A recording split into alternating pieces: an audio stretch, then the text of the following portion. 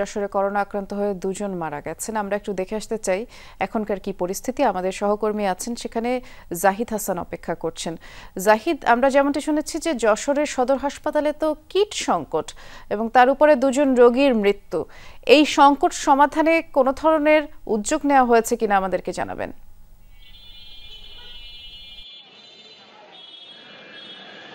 বৃষ্টি 2020 থেকে 2023 সাল পর্যন্ত যশোরে 1.5 লক্ষাধিক করোনা টেস্ট হয়েছিল। হওয়ার পরে প্রায় 22,573 জন হচ্ছে করোনা আক্রান্ত হয়েছিল।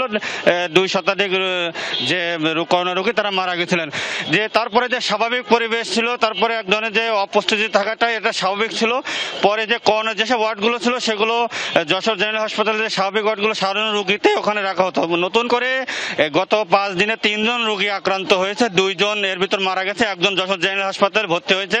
করোনার এই পরিস্থিতির ভিতরে যশোরে যে নতুন করে যে করোনা ভেরিয়েন্ট যে দেখা দিয়েছে সেটা নতুন করে টেস্টের যেটা শুরু হয়েছে, যশোর যে সরকারি হাসপাতাল এখনো শুরু হয়নি, যশোরের একটি বেসরকারি ক্লিনিকে টেস্ট করা হচ্ছে। আমরা হাসপাতাল কর্তৃপক্ষের সাথে কথা বলেছি, তারা বলছে যে যশোরে তারা যে প্রস্তুতির সম্পন্ন শুরু করেছে এবং যে পরীক্ষার যে টেস্ট করা সেটা হচ্ছে তারা তালিকা পাঠিয়েছে স্বাস্থ্য মন্ত্রণালয়ে। করোনাটি যে পরীক্ষা নমুনার যে যত যাবতীয় যেসব ইয়েগুলো রয়েছে সেগুলো পাঠালেই তারা শুরু করবে। 2-1 দিনের ভিতরেই যে টেস্টের যে নমুনাগুলো সেগুলো আসবে বলে হাসপাতালে কর্তৃপক্ষ জানিয়েছেন। স্বাস্থ্য বিভাগের সাথে কথা বলেছি, তারা বলছে যশোরের যে 8টি উপজেলা স্বাস্থ্য কমপ্লেক্স রয়েছে সেগুলো তারা এক ধরনের প্রস্তুতি নিয়েছে। কিন্তু যে সরকার যে মাস্ক পরার যেটা নির্দেশনা দিয়েছে সেগুলো এক ধরনের যে প্রস্তুতি সেটা মানুষের ভিতরে অবহেলা এক ধরনের দেখতে পাচ্ছি যে মানুষ যে মাস্ক পরিধান করা সেটা এক ধরনের অবহেলার মতো ব্যবহার করছে।